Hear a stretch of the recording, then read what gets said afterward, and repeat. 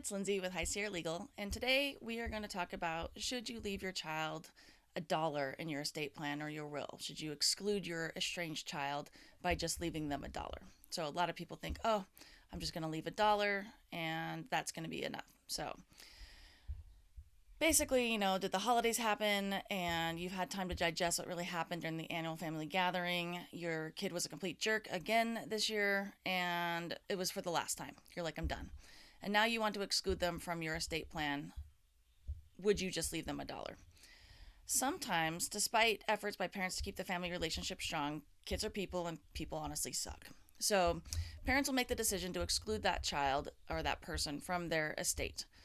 Many parents have heard it would be better just to leave the estranged child a dollar in order to avoid some kind of adversarial estate context. Typically, this isn't usually the case. By leaving a child a bequest, which is that dollar, you're likely including that estranged child in your probate if it ever had to go through probate, because your heirs would have to provide that distribution. Even though it's just a dollar, they're still having to fulfill those wishes in your estate plan or your will, if that makes sense. And that can make it worse for your heirs. That say you had three kids and you had Jack and Sally and Bob is the problem child, and you wanted to leave pretty much everything else to Jack and Sally 50-50 and Bob only a dollar. Well, now if they went through probate, they would still get that 50-50, but they may have to go ahead and find Bob, and they may not have any contact with Bob for years. I've had clients who are like, I haven't talked to that person in over a decade, or longer, that they have just kind of moved on with their life. They don't even know if they're alive. And so the cumbersome process of finding that person to give them their dollar may prolong that probate or stall it completely. It just depends. Also, in that sense, you may have to find a waiver to get Bob to waive that distribution. So again, having to try to find Bob, having to talk to Bob when none of the family wanted anything to do with this person anymore. So that could be potential disadvantages of doing that. And in some states, leaving a person a dollar will make them an estate beneficiary and gives them legal standing at that point as well. So they can obtain a copy of the will, examine all the provisions, they can challenge the validity of the will. Typically, that is what happens when you leave that, because they're still a beneficiary, even though it's a token amount of a dollar. So it might make sense to, if you want to leave somebody out, or an estranged child, if you will, who would be an heir, is to put affirmative language that they are not to receive anything. I typically include language that's very clear regarding that a parent requests to leave that child out, and that they should receive nothing by way of that distribution or that beneficiary designation, in a sense.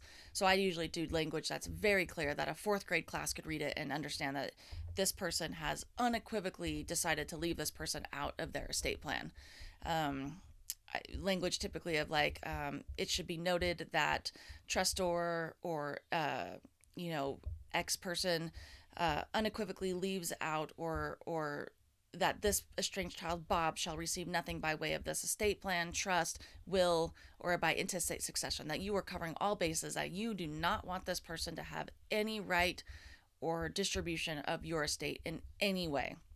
That if a judge looked at that, the judge would say, well, this is this person's wishes. It is very clear that they did not want this person to be involved at all. They did not want to have any distribution given to this person. Okay. So I always say, always write things that if a fourth grade class looked at it, the fourth grade class could say, yeah, Jim there did not want Bob to have anything by way of anything of their estate. Okay. I know in Louisiana there's a forced heir requirement, and there's some exemptions. So if you're in Louisiana, definitely check a look at that. The exemptions are pretty straightforward, though, that will kind of help circumvent that, but that's Louisiana law, and they do, French law, it's totally different. So I don't really know about that, but if you're in Louisiana, definitely check into that. And I always say, I'm not a lawyer, I'm not your lawyer, I'm not here to give any kind of legal advice. Always, if you have questions, seek out that legal representation in your area, in your jurisdiction, to make sure that you are doing everything correctly. This is just kind of educational purposes for you guys to learn a little bit more. And today's topic about if you should leave an estranged child $1. So to recap on that leaving a token amount to estranged child will more than likely make it more difficult for your heirs, who you wanted to have that distribution, could potentially open up the estate to a probate challenge, may hinder the process of the probate, or may create other issues that this person has to be involved in your estate when you didn't want them to. So that is a little bit of information about if you should leave an estranged child a token amount of $1 in your estate plan, or just take them out completely. Either don't mention them at all, or I always like to say that we are aware that this person is here and we have made the unilateral, unequivocal decision to put this person out. We don't want them to have anything. Again, that if a judge or a fourth grade class read it, they would know that those were your wishes. So any questions, feel free to DM me in the comments, or you can find me on High Sierra Legal, Instagram, Facebook, highsierralegal.com, and I hope you guys have a wonderful week.